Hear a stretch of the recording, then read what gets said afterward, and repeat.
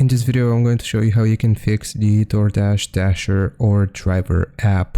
Now, I'm going to show you a few fixes. For the first one, we just want to go to the App Store and we will just search for Dasher.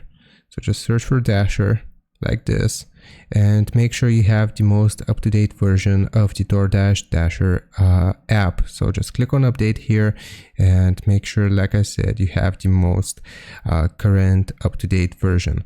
So after you have made sure that your app is updated, the second fix that I can suggest doing here is just going to our phone settings, and I'm going to scroll down until we see the search bar, and I'll just search for offload and just search for offload unused apps.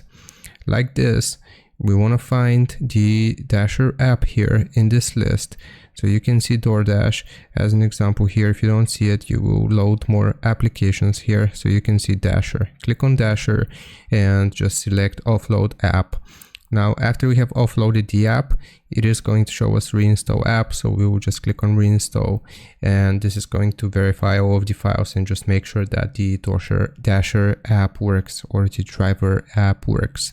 So I hope this helps. Leave a like and sub, and I'll see you next time.